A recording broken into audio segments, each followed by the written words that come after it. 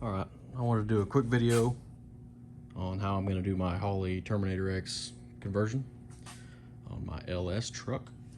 I plan on keeping everything, all the stock integration stuff that I can.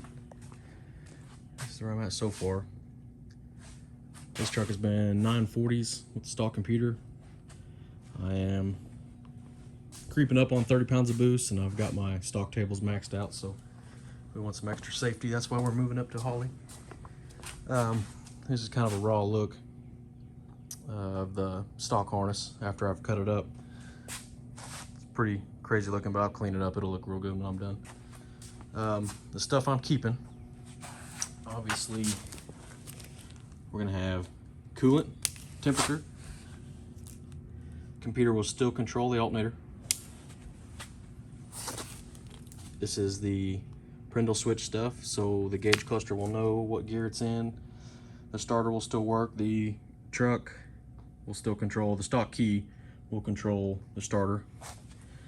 So that's critical. Everything, all this stuff is critical for the starter and the key and all that to work. Kept these connectors on here so I know what they are, but we've cut everything out except for the 2 pins for the trans temp. We'll splice that into the Holley harness, do a connector there, and then speedo, and I'm going to put that on the output speed sensor on the transfer case. It's still going to have oil pressure sensor for the gauges. I'm going to keep my ground just in case. AC dryer, that's the sensor, goes on there. This is the starter wire. Cut everything for the crank position. We'll still need that for the tack. We still have oil level, we're keeping that.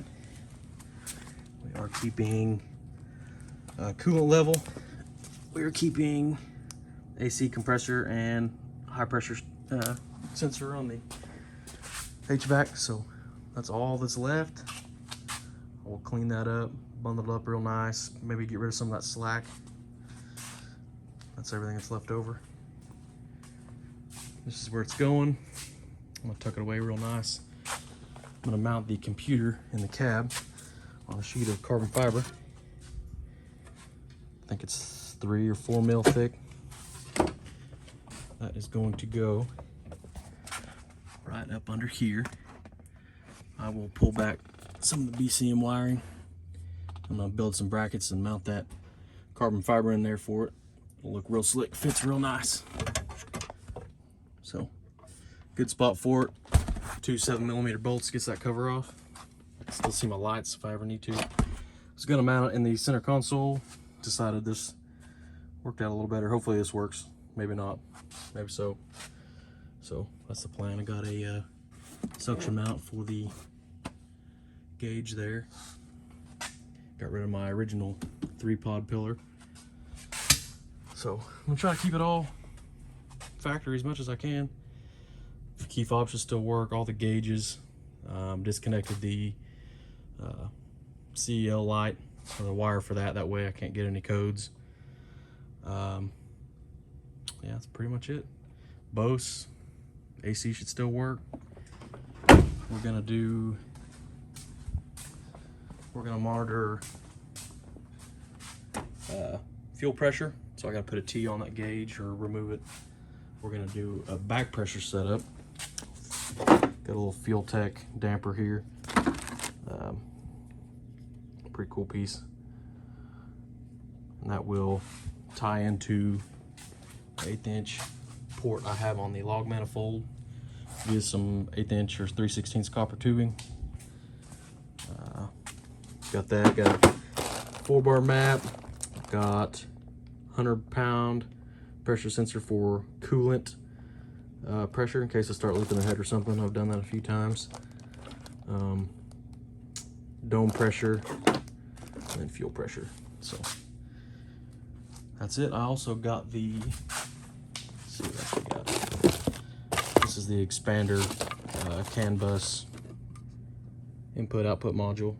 So I'll need that extra capability for the extra sensors I'm going with, and gives me some extra space in the future if I ever need it. So that's pretty much it. Currently world's fastest Silverado SS. I always make fun of people for saying that, but 6.0 built, 480 Jake's Performance Level 5, 149 transfer case, 85mm turbo. Been 940s with it. I think we got a little room left with this engine before it finally blows up, but upgrading to a 91 Borg-Warner turbo or forced inductions. We'll see what she does. Still got full stainless 4-inch exhaust. She's a sleeper. Some of the old stuff that come out of there. But yeah, that pretty much wraps it up.